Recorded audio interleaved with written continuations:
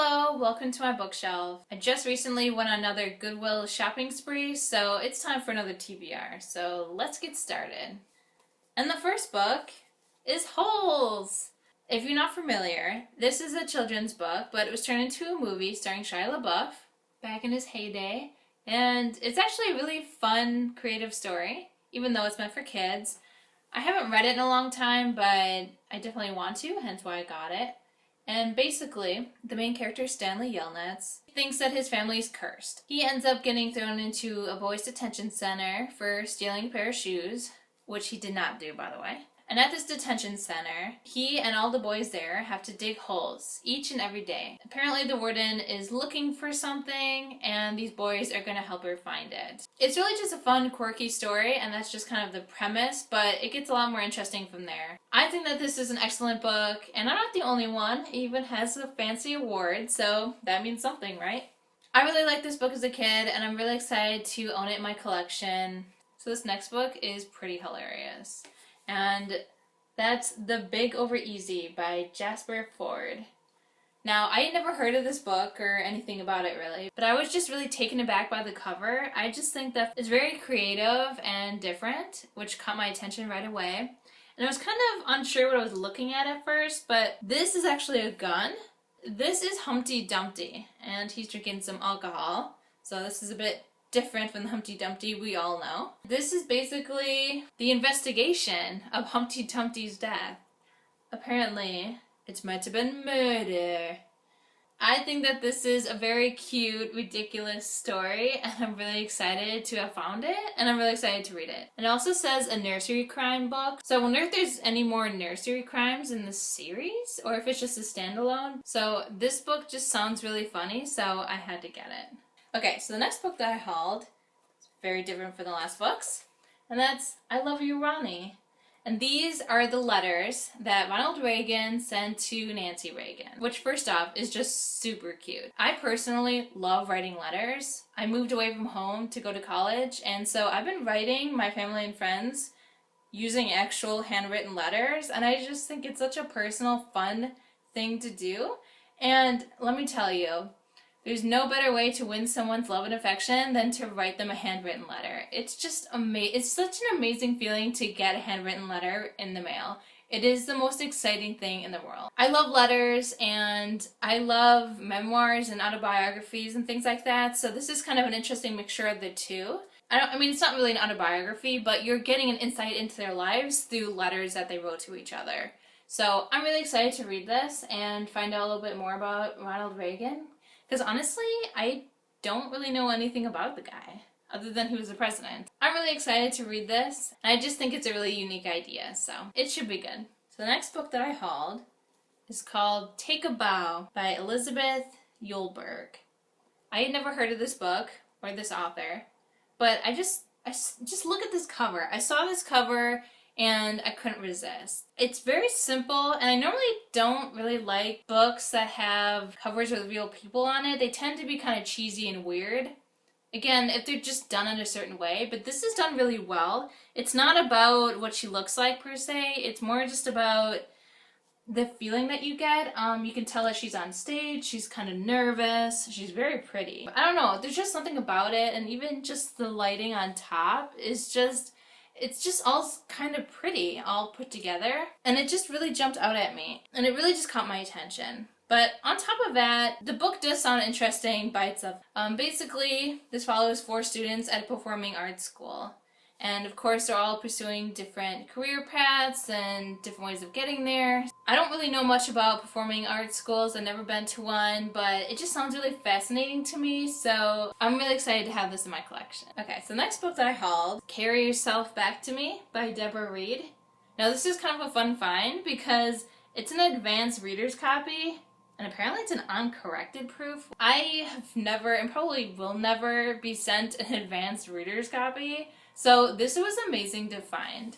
It's just fun to kind of have in my collection, but on top of it, the story itself sounds like it might be pretty interesting. But basically my understanding is that it follows this main character named Annie, and her life is kind of rough right now. She's brokenhearted, her career's not really going anywhere, things just aren't going so well for her.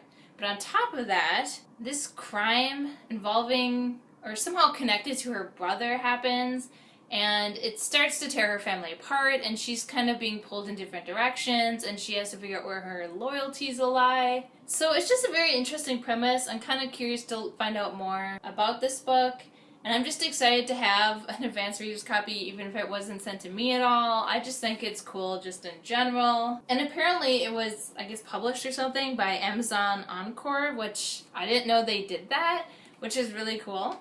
I've bought books off of Amazon before, so it's really neat to see them working with authors to get their work published. That's awesome. Good job, Amazon. I'm excited to have this in my collection as well. Okay, so the next book that I hauled is Room by Emma Donoghue. So when I watched the trailer for the movie that's coming out, I was just really excited for this story itself. It's just a fascinating premise. So when I found out that that movie was based off of a book, I, of course, was really excited to find the book to read this first. This book is about this mother and son who have been, I guess, trapped in a room for 7 years, though the boy is 5, so he's never known anything else. He was born and raised in this room. And so that by itself is just so fascinating, and I'm very curious to find out why they're in this room. What is this room?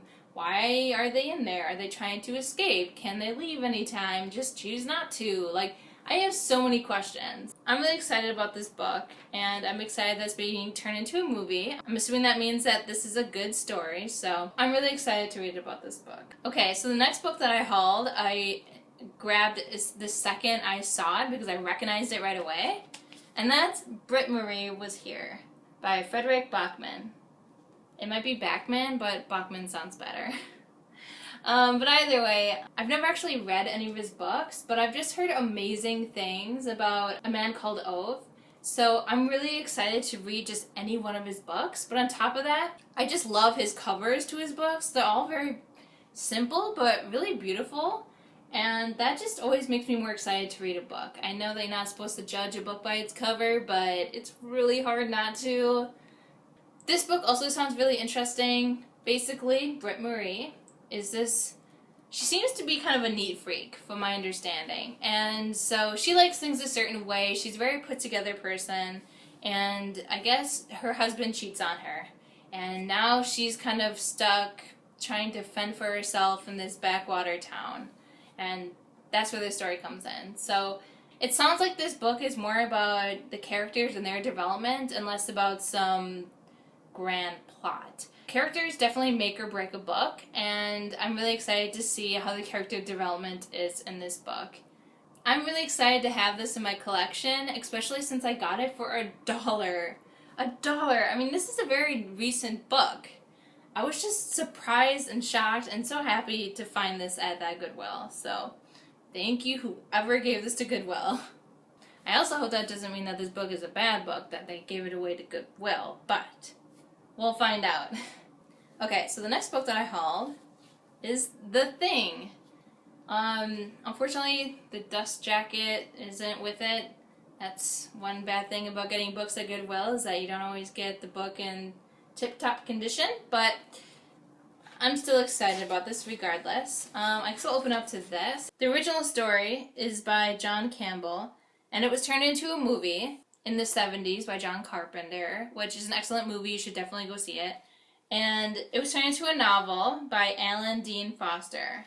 And apparently he's written a lot of novelizations. I don't know if that's a good or bad thing. I don't normally read novelizations. I didn't actually realize this was a novelization. I thought that maybe this was the book that inspired the movie, but it seems to be the other way around, which normally is kind of a disaster. But I have my hopes up that this will be at least somewhat interesting, because the movie is just so fantastic that I hope that this at least gives us some kind of insight into the movie that maybe the movie wasn't able to do just because of the format of it. The Thing follows, I think they're scientists, but either way, it's a group of men and they're very isolated. They're in this, it's very icy. I'm not exactly sure where they are, but I'm assuming that they're like scientists exploring, trying to find something. So they're isolated from anyone on the outside that's not in their party. So it's kind of got a cabin fever feel to it in a sense. And they end up finding this creature that's able to shapeshift into any form. And of course, paranoia ensues, and they're not really sure if anyone in the room with them is actually the thing or if it's really that person. Because this thing can shapeshift into anyone, they don't know if they can trust anyone. They don't know who is really part of this group and who is really this alien monster thing that's just shapeshifting into them. It's a really creepy premise, but it's just so fascinating, and I just really enjoyed the movie. It was so good. Even though it was made, I think, in the 70s, the practical effects are actually pretty good. It's very creepy and weird. It's not necessarily realistic. I don't think it needs to be for the movie, honestly, because it is this like alien creature. It doesn't necessarily need to look lifelike. I think that it works really well in the movie for it to be just kind of bizarre looking, because it is a weird, bizarre thing. They did remake it a few years back, but I didn't see the remake. I'm kind of leery about seeing remakes about movies that I thought were perfectly good as they were. I'm assuming they did it for special effects reasons, but I still wouldn't mind seeing it at some point, but I definitely want to read this book and see if it lives up to the movie at all. So I'm really excited for this. Okay, so we're finally at the end of this haul.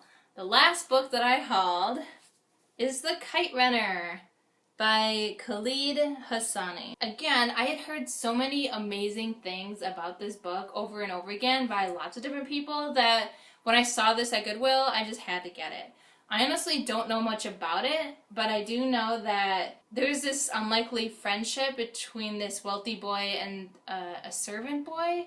And this takes place in Afghanistan during a time of like chaos and destruction and decay. There's a lot of crazy things going on during this book, and I think it also has a lot of political things thrown in there as well, which is something that normally I'm not interested in, but because this book comes so highly recommended, I'm going to attempt to read it. I just hope that this book is interesting despite the political undercurrents in this as well, because that normally just turns me off. I just don't normally care about that kind of stuff. It's just not something I'm interested in. I want to know more about individual people and their lives. I don't mind if it's them dealing with the current situation because of some politics, but not about the politics themselves. That to me, it just turns me off. It's just not my interest at all. But either way, I heard such good things about this book from people that I don't think like political books either. So I'm assuming that the book is less about that and more about these characters, which if it's about the characters, I will be super excited. I'm excited to have this in my collection and to one day bust this out and read it. Okay, so thank you for watching another book haul of mine. I'm very curious to see if any of you have read any of these books or heard of them. If you have, let me know in the comments if there's any books in here that I need to read sooner versus later. So let me know in the comments, and thank you so much for watching this video, and until next time.